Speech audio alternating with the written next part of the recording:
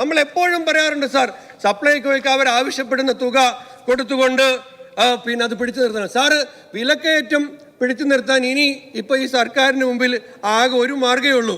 ഇപ്പോൾ മൊത്തത്തിലൊരു ഇപ്പോഴത്തെ സാഹചര്യങ്ങൾ മനസ്സിലാക്കിയിട്ട് ഒരു അന്തർദേശീയ വിലക്കയറ്റ വിരുദ്ധ കോൺക്ലേവ് തിരുവനന്തപുരത്ത് സംഘടിപ്പിക്കാം. സിനിമയിൽ ഇന്നസെന്റ് ഒക്കെ പറയുന്ന പോലെ, സിനിമയിൽ ഇന്നസെന്റ് പറയുന്നുണ്ട്, രാവണ പ്രഭുവിലാണെന്ന് തോന്നുന്നു. ഇത് അയാളുടെ കാലമല്ലേ? ആരുടെയാ? കോൺക്ലേവിന്റെ. അപ്പോ ഒരു വിലക്കയറ്റ വിരുദ്ധ കോൺക്ലേവ് നടത്തുക അല്ലാതെ ഗവൺമെന്റ് കാര്യമായിട്ട് എന്തെങ്കിലും ഈ കാര്യത്തിൽ ചെയ്യുമെന്ന് ഞങ്ങൾ പ്രതീക്ഷിക്കുന്നില്ല.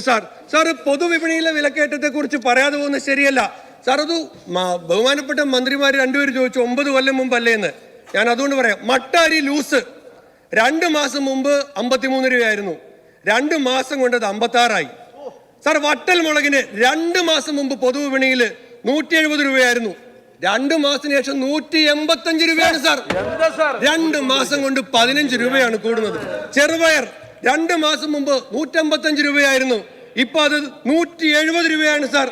ഉഴുന്നുപരിപ്പ് 2 മാസം മുമ്പ് 120 രൂപയായിരുന്നു.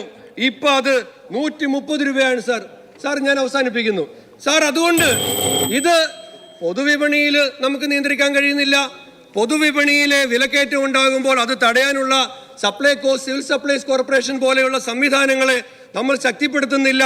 അങ്ങനെ ഒന്നും നമുക്ക് ചെയ്യാൻ കഴിയുന്നില്ല സാർ. ഇവിടെ പ്രൈസ് മോണിറ്ററിംഗ് ഇല്ല, അതിനായി റെഗുലർ ഇന്റർവെൻഷൻ ഇല്ല. സപ്ലൈ ചെയിൻ്റെ പ്രശ്നമുണ്ട്.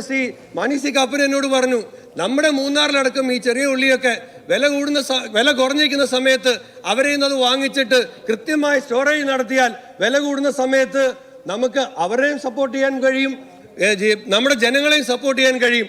അതുപോലെയുള്ള സ്റ്റോറേജ് സമ്പ്രദായങ്ങളൊന്നുമില്ല. PSUസിനെ ശക്തിപ്പെടുത്താൻ ഒരു സംവിധാനവുമില്ല. അതെല്ലാം ഇൻഎഫിഷ്യൻസി അവിടെ കൊടികുത്തി വാഴുകയാണ് സാർ. അതുകൊണ്ട് ഇത്ര രൂക്ഷമായ വിലക്കയറ്റം, അതായത് രാജ്യത്ത് മറ്റ് സംസ്ഥാനങ്ങളെ അപേക്ഷിച്ച് രണ്ടാമത് നിൽക്കുന്ന സംസ്ഥാനം 3.86 ആണ് ഇൻഫ്ലേഷൻ റേറ്റ് എങ്കിൽ നമ്മൾ 9 ആണ് എന്നുള്ളത് ഒട്ടും ആശാസ്യകരമല്ല. ഇക്കാര്യത്തിൽ ജനങ്ങളെ സംരക്ഷിക്കാൻ, ജനങ്ങൾക്ക് ആശ്വാസം വരാൻ കഴിയുന്ന നടപടികൾ സർക്കാരിന്റെ ഭാഗത്ത് ഉണ്ടാകണമെന്ന് ഞാൻ ആവശ്യപ്പെടുകയാണ് സാർ. ശ്രീ PC വിഷ്ണുനാഥ്, അങ്ങേക്ക് സഭയുടെ ഒരു സ്പെഷ്യൽ അപ്രീസിയേഷൻ ഉണ്ട്. അത് മറ്റൊന്നുമല്ല, 15ാമത് കേരള നിയമസഭ 16 അടിയന്തര പ്രമേയം ചർച്ചയ്ക്കെടുത്തപ്പം അങ്ങ് നൽകിയ 4 നോട്ടീസും സഭ ചർച്ചയ്ക്കെടുത്തുവെന്ന് അങ്ങേ അറിയിക്കുകയാണ്.